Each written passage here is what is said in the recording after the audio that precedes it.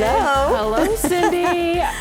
Well, I am so excited to be showing off our Lattice Pie inspired project. And Very cute. I played with it, and I will tell you, the pocket came to life. It was the very first thing of this project that kind of came to life.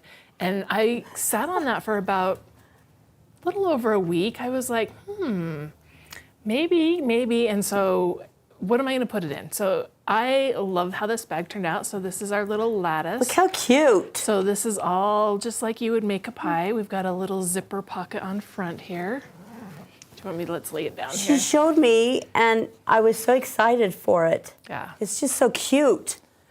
And then with our quilting, we had just a little bit left over, and so we actually have another quilted pocket inside. So I love how it turned out. I do too. Lattice pie inspired. And I'm gonna set it right there. Yeah. And then this is another one that Fern tested it and showed. So just another colorway to just kind of see how that is all put They're together. both so They turned cute. out so different. Yes. But so fun. So we're going to show you some of the things that they ran into, some of the problems, things that kind of came up, just to give you a quick tutorial on how this goes together. And the first one was those little lattice straps. Oh, they look intense. Do Cheri. they look intense? They're very intimidating. They're very intimidating. So they're very small. And what I figured out was when I did mine, I was doing a step that I wasn't really telling them about that makes a huge difference. So if you are making bags, or if you're just turning any kind of strip, this is your tip to use. So we're going to bring. So was that a test for your triers to see if they Yes, could? I'm like, can you figure this out? No.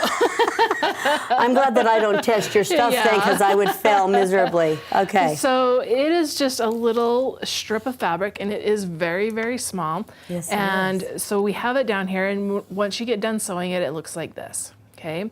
And the thing that I was doing that made a huge difference was once I got it done, I actually pressed the seam open right along the back. Okay. So I do that whether I'm making a strap, or I had never really done it with something this small, but I did. I just did it because I'm like, oh, I know. So press your lattice. And you're like, well, it doesn't make any sense pressing that seam open because it's going to be on the inside and it may not lay flat. It may not, it may not be exactly straight, but it makes a big difference. So don't skip that step, guys. Okay? Iron. So the second thing that we kind of found out is this is a little teeny strip, and it's kind of hard to turn. And Kinda? well, it's not really. Look at these nails. Look at those Okay, nails. I mean, come on. So a lot of times when you're turning things, there are a lot of tools that help, and I do use them a lot. I use a hemostat. I have used the turning tools. I don't have the tubes, but Fern tried that, and this is too small to use on the tubes. So Ooh, good to know. it's like, well, what do you go to? A safety pin. A safety pin. the easy things that you just have on hand. around, yeah. And I would recommend that you have a good safety pin, not just, there is a difference between my Dollar Tree pins. I do have some of those that have come in stuff. Okay. And a good safety pin. So the first thing, like I said, you're gonna press it open. Okay. Okay.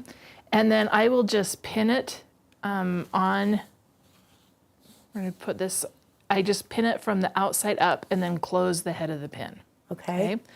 The next thing I do is, this is just my personal preference, I always want to lead with the head of that pin because I hate it when my fabric gets caught in it and it just kind of becomes hard to undo. Jam. So I pin it up and then I just push it down with that head that has the locking mechanism first. And the first part is always the hardest. So you put it in there and Look at you go. you just are gonna kind of wiggle it. And once you get it going, it actually will go really fast. So it's just getting that tail end to kind of tuck in that first part. So we just pull up. It's kind of going now, so we're gonna give it a little bit more room. And just continue to wiggle that. And like I said, some of those things, because this is small, you're working with about a 1/2 inch of a strap is all that you've got, so. So question, could you make your lattice a little bigger if you wanted? You could, but your Or pockets smaller. or smaller. Or, you know, there is, if you just wanted to fold it over and glue it and then sew it down, it would still work. Once my bag was done, I didn't sew it all down. It's loose. I did some tacking down, but I didn't do a lot. So we can see that that's in there now. Hey, you're talking not a glue gun, right? Not a glue gun, no. Not a glue gun. You have to be specific with me. Well, but if you could, I mean, technically you could use a glue gun. Yeah, a fabric glue or just even a glue stick. Just your normal, like everyday Elmer's glue stick would hold it enough while you sewed it. So you can see, like, I've got this going now. We can just pull it and it will just keep coming. So it's just that initial little part. Yep. Okay. So we get this all in there, and then the second hard part, so we just pull it out. And it's done. And then you would just press it, and once again, that seam's just going to go on the back, and you press it. And so when you get done, it looks look how nice. Like this. Yes. Okay. And our seam is just here on the back. It ends up being pretty straight on there. Yeah, if you do that first. So to do your pie, you would just have all of your pieces. You start with your pocket, and then you just kind of line them up. So, and I just grab this pocket. The magic of TV. So look how cute. There it is. So, and it's just over under, just like when you were in elementary school. So you do one row one way, one row the other way. And I would, so if this was laying here, instead of doing it, I would just say, okay, this one needs to go under the middle. So I'd pull this back, lay my strap down, boom, and then I would pull these two back, lay my strap down. So it makes it go really fast because you're only weaving the 3 rows. So then once I got it all woven, I would just move this side apart, like right there, and I would do a tack down stitch. Now on your machine, this is something I know I've talked to people before, and they're like, well, I don't have a tack down stitch. Your tack down stitch on the baby lock is just the little circle that is empty. So can you see that on the machine? Right here. Right there. I found it, guys. Okay. So that is a tack down stitch. So it's a button. It is a little button on the baby lock. Sometimes it's on your screen. And if you don't have it, all you need to do is do like 2 or 3 little stitches, and they can even move a little bit. Down? Yep, down, up, down, up. Okay. Good to know. And that's going to hold it. And like I said, it's not on every intersection. It's just a few of them to keep it so that it doesn't move back and forth. Okay. So we continue that. We follow the instructions for the pocket. It ends up looking like this. We have a piece across the bottom, a piece across the top with the zipper. And then this top zipper is just a binding strip. Okay. All right. So we're going to show you how to install that pocket in just a second. Because I want to show you this. This is the other part that our testers didn't run into a problem, but every once in a while we have people that are like, wait a second, I do not get this. And this is my lining piece. So inside I have my little pocket, and you sew a square, and on this side we have a 3-inch gap, and this is how our whole bag is going to turn, is through this hole. The whole thing? The whole thing will end up coming out this hole. So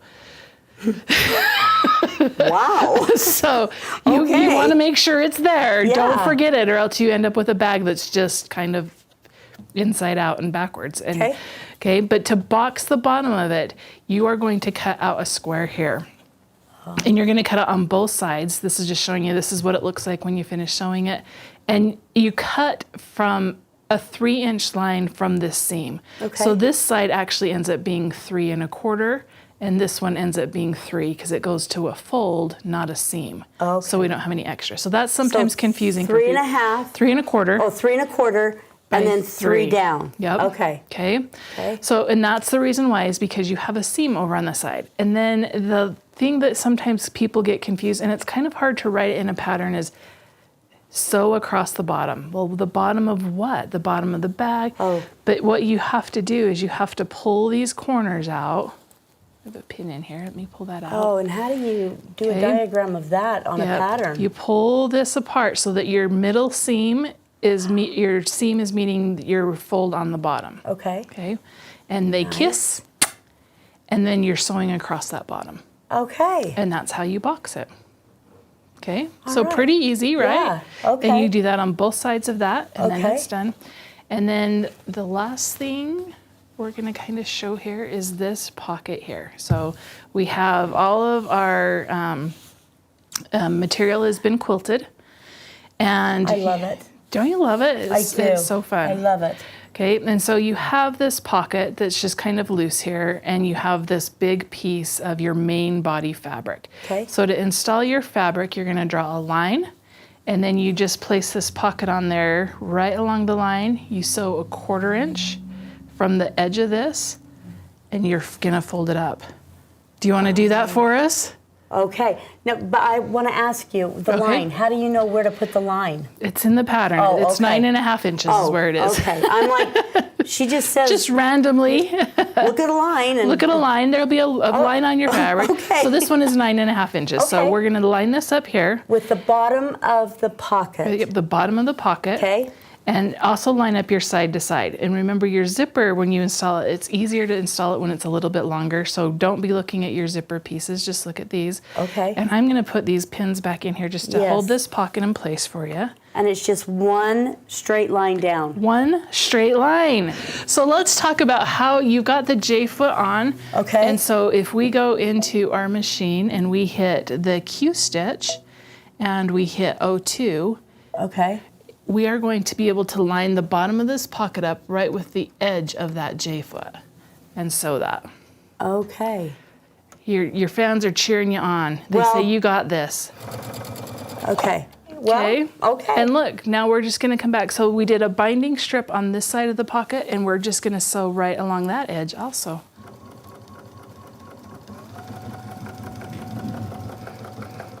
All right, guys, hang with me. Hey, it's attached. Look! Look at this. I got a zipper. Whoop, whoop. Whoop, whoop. Oh, cute. Okay. Well, I'm impressed. Do you guys see that? We got it. It's all attached. We got a zipper. Oh, and I then love you it. would just make your bags. Here's your side pieces. You would sew to the front Okay. like just- this, and you'd sew down the side, Down? and you'd leave a 1/4 inch, Okay. and then you would sew it on this side, and then it's going to make another box corner for the bag. Okay. So that's how that goes, and then you just put it together, and you Voila. are. Those were the hard parts. So that is Guys. that's our little tutorial Look, for if you you guys can get past the lattice, the thread in the needle, I think you've got it.